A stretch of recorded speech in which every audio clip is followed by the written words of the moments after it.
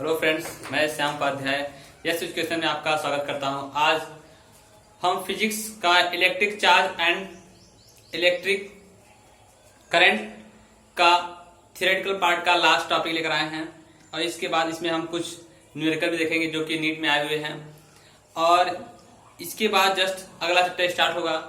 अगर मेरा यह वीडियो आपको अच्छा लग रहा होगा तो अपने दोस्तों में शेयर करिए ताकि इस चैनल का और भी ज्यादा ग्रोथ हो सके तथा साथ ही सब्सक्राइब करिए, बेल आइकन घंटी जरूर प्रेस करिए ताकि मेरा यह वीडियो सबसे पहले आप तक पहुंचे। हाँ दोस्तों, यदि वीडियो में कोई प्रॉब्लम हो रहा हो, कुछ समझने में दिक्कत हो रहा हो या आपको किस तरह का टॉपिक पसंद है या कैसा टॉपिक चाहिए, उसके लिए आप कमेंट बॉक्स में कमेंट जरूर करें ताकि मैं इस पर अत्यधिक सुधार कर सकूं। आइए देखा जाए। तो इससे पहले हम लोग बात किए थे इलेक्ट्रिक डायपोल अर्थात वैद्युत द्विध्रुव के कारण किया गया कार्य और वैद्युत क्षेत्र की तीव्रता दोनों को देखे थे। आज हम इस वीडियो में देखेंगे कि electric field due to electric dipole, electric field due to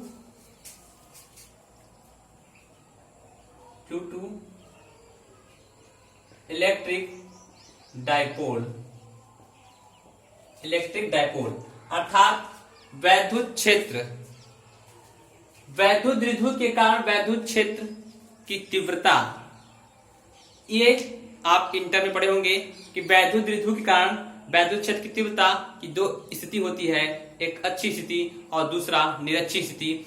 आज हम आपको एक ऐसा फॉर्मूला बताएंगे जिसके कारण आप उसमें अच्छी तथा निरक्षी स्थिति दोनों को एक ही फॉर्मूले में देख सकते हो।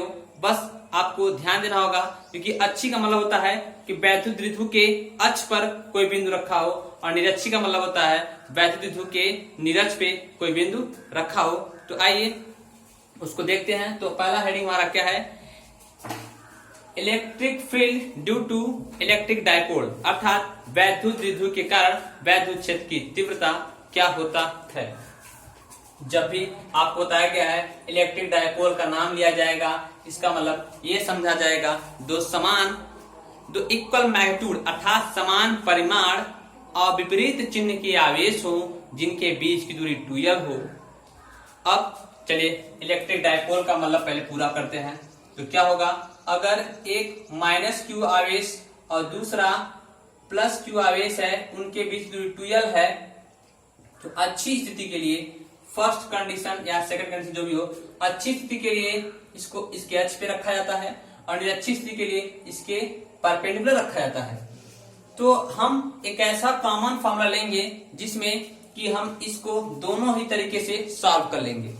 तो अक्ष या निरक्ष इन दोनों के बीच अब पॉइंट क्या है? एनी पॉइंट P प्लेस्ड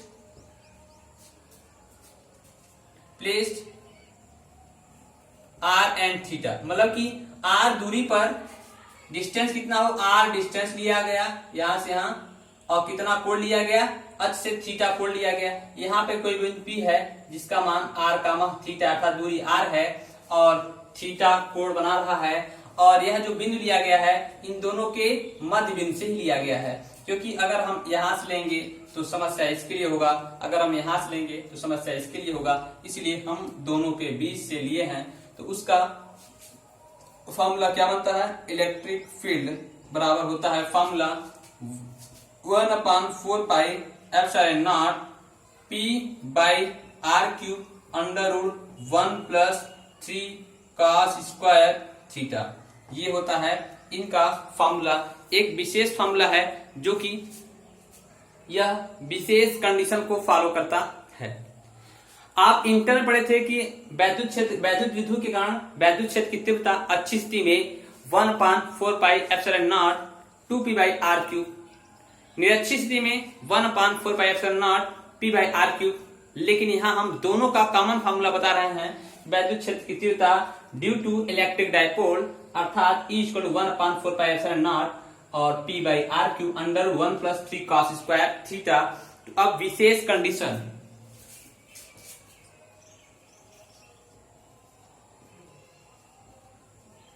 क्या है? पहला कंडीशन, जब थीटा 0 डिग्री अर्थात क्या हो, अच्छी स्थिति में। किसकी स्थिति में हो ये, अच्छी स्थिति में। जब अच्छी स्थिति में होगा तो थीटा अर्थात कोई पॉइंट कहाँ रखा हो, कोई पॉइंट यहाँ पे -q, यहाँ पे +q हो, और जो पॉइंट रखा हो इसके बीचों बीच कितनी दूरी पर, r दूरी पर रखा हो, इसे कोई पॉइंट P हो, और ये बीच की दूरी 2l हो। तो इसी में थीटा का मान, अच्छी स्थिति के लिए थीटा का मान कितना रखेंगे, 0 रखेंगे, यहाँ 0 रखेंगे तो cos 0 मान 1 होता है। ये cos 0 का मान अब रख दिया जाए, इक्वल टू क्या हो जाएगा, 1/4 पाई एप्सिलॉन और P बाई आर क्यूब √1 + 3 और cos स्क्वायर 0, cos 0 मान 1 होता है, ये पूरा 1 हो जाएगा, 3 और 1 4 हो जाएगा, 4 वर्गमूल 2, 2 बाहर आ जाएगा तो आ गया 1/4 पाई एप्सिलॉन और 2P बाई आर क्यूब। तो अच्छी स्थिति में वैद्युत क्षेत्र की तीव्रता का फॉर्मूला क्या आया कि 1/4 pi epsilon 2P by R cube. ये कहां से आया, एक इसी फॉर्मूले में अच्छी स्थिति के लिए थीटा और क्या रख दिया गया, 0 रख दिया गया। तो आप अच्छी या निरक्षी के लिए आप एक ही फॉर्मूला याद करो, क्या याद करोगे कि equal to 1/4 pi epsilon P by R cube √1 + 3 cos square theta. जब अच्छी बोलेगा तो 0 रख दिया जाएगा, निरक्षी बोलेगा अर्थात अक्ष के लंबवत तो थीटा वाला कितना हो जाएगा, 90 डिग्री। तो थीटा वाला 90 डिग्री हो जाएगा, ये 90 का मान कितना हो जाएगा, 0, और यहाँ गुणा कर देंगे, पूरा पूरा क्या हो जाएगा, 0 हो जाएगा। तो क्या आ जाएगा, सेकेंड कंडीशन, बी कंडीशन क्या बनेगा, थीटा बराबर 90 डिग्री अर्थात निरक्षी स्थिति, निरक्षी स्थिति। तो क्या हो जाएगा, equal to 1/4 pi epsilon P by R cube, क्योंकि यह 0 होगा, ये पूरा कट जाएगा 1, तो इसका मतलब निरक्षी स्थिति के लिए आ जाएगा। इसका मतलब आप एक ही फॉर्मूला याद रखोगे कि equal to 1/4 pi epsilon P by R cube √1 + 3 cos square theta. यही फॉर्मूला मेन है, और अच्छी के लिए 0, निरक्षी के लिए आपका 90 डिग्री हो जाएगा। आइए अब बात करते हैं electric potential due to electric dipole. Electric dipole के कारण इलेक्ट्रिक पोटेंशियल क्या होगा और उसका विशेष कंडीशन क्या होगा, तो आप इसको फॉर्मूले को याद रखोगे। चलिए अगला हेडिंग की बात किया जाए।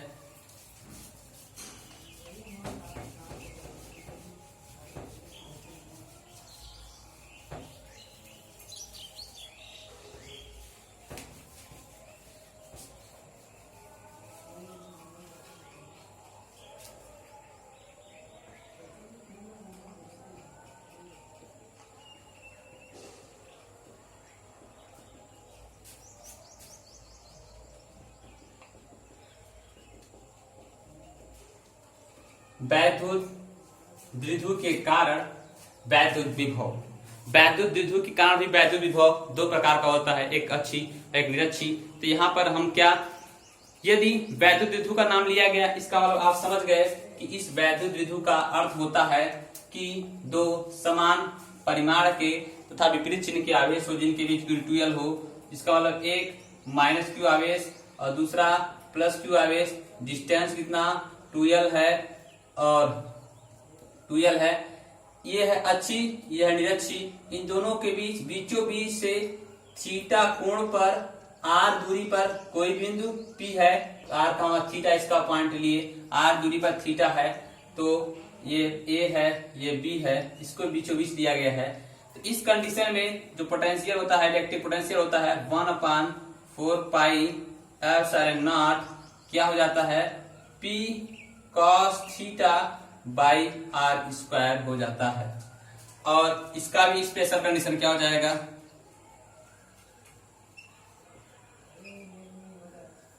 ए जब थीटा बराबर 0 डिग्री अर्थात अच्छी स्थिति में।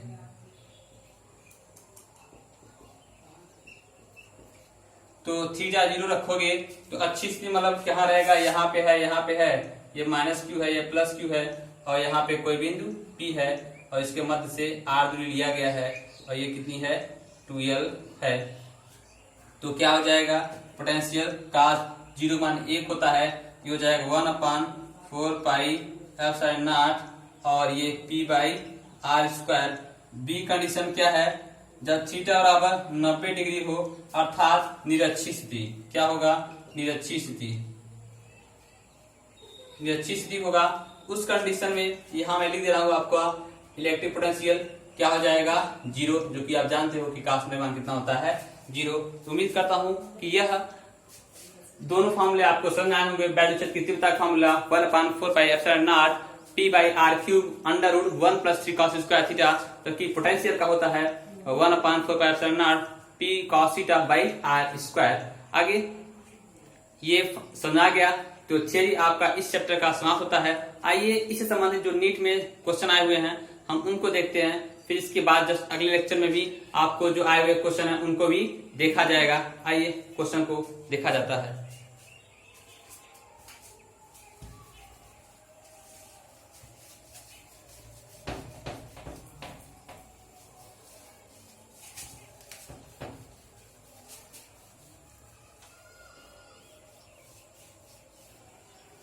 अगर बात किया जाए, ये एक क्वेश्चन है, इसको मैं एक बार क्वेश्चन पढ़ रहा हूं फिर आपसे बोलता हूं। क्यू कूलाम के आवेश को इस प्रकार दो भागों में बांटा गया है कि दोनों भागों के बीच लगने वाला बल महत्तम है, तो इस चारों ऑप्शन में से कौन होगा। A option Q/2, Q/2, B option Q/3, Q/3, C option Q/4, 3Q/4 और डी ऑप्शन Q/5, 4Q/5। तो बात फिर से समझिएगा, क्यू कूलाम का आवेश है, इसको दो भागों में इस प्रकार बांटिए उनके बीच मैक्सिमम अट्रैक्शन या रिपल्सन फोर्स लगे। जब मैक्सिमम फोर्स बात करेगा तो मैक्सिमम फोर्स के लिए मैक्सिमम फोर्स के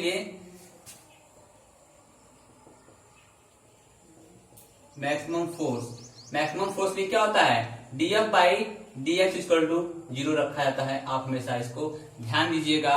माना कि लेट अस कंसीडर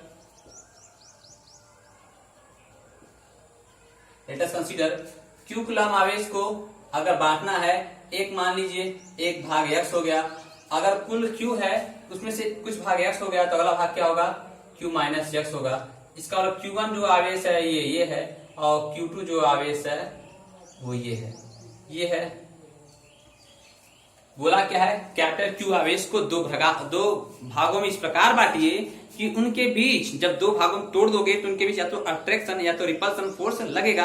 अब यहाँ पे क्या लगेगा, रिपल्सन फोर्स लगेगा, क्योंकि दोनों आवेश के जो मैग्नीट्यूड और नेचर सेम, मैग्नीट्यूड तो सेम हो या ना हो डिपेंड करता है कंडीशन पे, और लेकिन नेचर सेम होंगे, दोनों प्लस या दोनों माइनस के होंगे। यहाँ बात किया जा रहा है क्यू कूलाम आवेश को एक तोड़े x, दूसरा बचेगा Q-x। ये हुआ Q1, ये हुआ Q2। तो अब आइए कूलाम के फोर्स में रख दिया जाए, तो F = क्या होगा, 1/4πε0 Q1Q2/r²। इनको जब तोड़ा गया इनके बीच एक यहाँ रखा गया x को और दूसरा यहाँ रखा गया कैपिटल Q-x को। दूरी क्या रखे हैं, दूरी r रखे हैं, एक पॉइंट है, दूरी r लिया गया है। चलिए इनका मान रख दिया जाए 1/4πε0 Q1 का मान x है और Q2 मान कैपिटल Q-x है r²। फॉर मैक्सिमम फोर्स के लिए आप कहा f की वैल्यू कहाँ रखोगे, इसमें रखोगे, रख दीजिए d/dx और f की वैल्यू कितनी है 1/4πε0 x का गुणा अंदर कर दिया जाए तो क्या आ जाएगा, Qx - x² और r² बराबर क्या हो जाएगा, 0। अब क्या किया जाए, तो 1/4πε0 r²। ये दूरी तो कांस्टेंट है, दूरी घटेगा बढ़ेगा नहीं, इसलिए दूरी को अगर कांस्टेंट है तो दूरी और ये पूरा मान क्या है, कांस्टेंट है, इसको बाहर कर लिया जाए तो क्या आ जाएगा 1/4πε0 r²। ये बाहर हो गया। डिफरेंशिएशन किसका होगा, d/dx कोष्टक में Qx - x²। अब बराबर क्या है, 0 है, बराबर 0 है। तो इसके आगे क्या हो जाएगा, थोड़ा यहाँ देख लिया जाए, यहाँ देखा जाएगा तो Qx का x के सापेक्ष डिफरेंशिएशन होगा तो Q आएगा और -x² का, क्योंकि आप जानते हो कि x पावर n का इंटीग्रेशन होता है nx पावर n - 1 होता है। तो ऐसे Qx का डिफरेंशिएट d/dx के सापेक्ष 1/4πε0 r² गुणे इसका इंटीग्रेशन होगा, Q आएगा, इसका आएगा -2x बराबर क्या हो जाएगा, 0। और इस पूरे का गुणा बराबर उधर होगा, पूरा 0 हो जाएगा, बचेगा क्यू माइनस 2x बराबर 0, तो 2x बराबर क्या आएगा q, तो यहाँ से आ जाएगा x बराबर q/2। तो एक मान आपका जो होगा वो q/2 होगा, और अगला वाला मान भी क्या आएगा, q में से q/2 घटाएंगे q/2 होगा। तो ऑप्शन आपका कौन सही होगा, ए सही होगा। उम्मीद करता हूँ ये क्वेश्चन आपको अच्छे से समझ में आया होगा। नहीं समझ आया होगा एक बार वीडियो को पोस्ट करिएगा। इसमें डिफरेंशिएशन किया गया है, dx के सापेक्ष अगर qx का करोगे, क्योंकि अगर 5x का, इधर देखिए, अगर 5x का dx के सापेक्ष अवकलन करेंगे तो केवल 5 आएगा, qx का x के सापेक्ष किए तो केवल q आया, और x स्क्वायर का करोगे तो ये बताया गया आपको n x का अवकलन करोगे n x पर n-1 होता है, तो वही यहाँ पर कर दिया गया। आइए अगले क्वेश्चन की तरफ देखा जाए। क्वेश्चन नंबर ये है, थियोरेटिकल है, अच्छा है। चलिए इस क्वेश्चन को देखा जाए।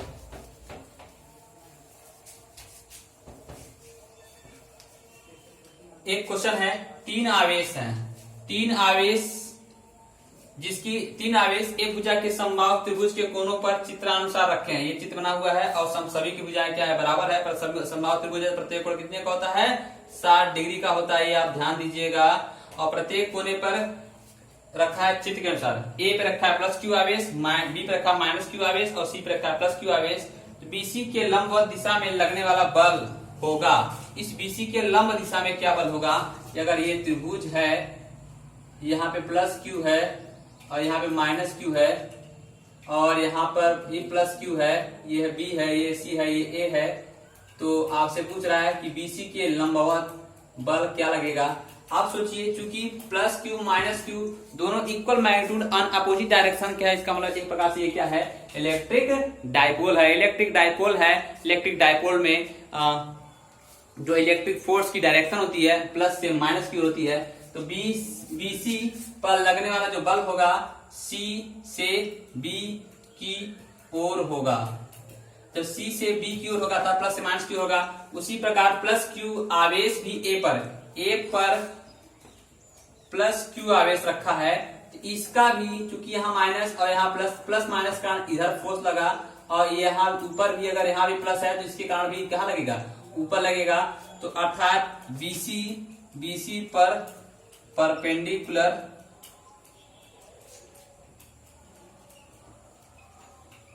फोर्स कुछ नहीं लगेगा, क्योंकि फोर्स किधर लगेगा, फोर्स लगेगा सी से बी की ओर। ऐसे ही ए पर प्लस क्यू है, यहाँ माइनस है, इस प्लस के कारण भी इधर ही फोर्स लगेगा, अर्थात बी की ओर ही लगेगा। ए पर जो प्लस क्यू के कारण फोर्स इधर लगेगा बी की ओर, क्योंकि यहाँ प्लस था तो इसके कारण भी माइनस क्यू लगा, यहाँ भी प्लस इसके कारण भी माइनस क्यू लगेगा। तो लंब दिशा में जो फोर्स लगेगा सी से बी की ओर, जो फोर्स लगेगा वो सी से बी की ओर लगेगा, लेकिन लंबवत परपेंडिकुलर फोर्स 0 होगा। तो आपसे पूछे कि प्लस क्यू पर आवेश के कारण बी से, अर्थात बीसी पर परपेंडिकुलर फोर्स प्लस क्यू आवेश कारण क्या लगेगा, तो प्लस क्यू आवेश कारण कुछ फोर्स नहीं लगेगा, जो फोर्स लगेगा वो सी से बी की ओर लगेगा, ऊपर की ओर फोर्स नहीं लगेगा, क्योंकि इलेक्ट्रिक डाइपोल जो होता है आपका प्लस से माइनस की ओर कार्य करता है। तो यह इसका आंसर क्या होगा, 0 होगा। उम्मीद करता हूँ कि दोनों क्वेश्चन आपको समझ आया होगा। नेक्स्ट वीडियो हम लोग जो नीट के एग्जाम में या डी फार्मा के एग्जाम में आए हुए क्वेश्चन है हम उसको देखेंगे, फिर उसके साथ ही आगे 1-2 लेक्चर तक वीडियो जो आया हुआ है उसको अच्छे तरीके से देखेंगे। अगर आपको समझ आ रहा होगा अपने दोस्तों में शेयर करिए। जो भी तैयारी करना चाहते हो सबकी तैयारी यहाँ पर होगा, एसएससी, पॉलिटेक्निक, IRT और डी फार्मा, नीट सबकी तैयारी होगी। और अदर भी टीचर पढ़ा रहे हैं, जैसे इंग्लिश हुआ, बायोलॉजी हुआ, केमिस्ट्री हुआ, सबके टीचर सब वीडियो प्रोवाइड किया जाएगा। तो जो भी वीडियो जिसको पसंद हो उसको लाइक करिए, उसको ही शेयर करिए, लेकिन इस चैनल को जरूर फैलाइए, ताकि लॉकडाउन में जो बच्चे घर बैठे हैं वो ज्यादा से ज्यादा इस वीडियो का आनंद ले सके। आज वीडियो इतना ही, फिर अगला बचा हुआ पार्ट वो नेक्स्ट वीडियो में देखेंगे।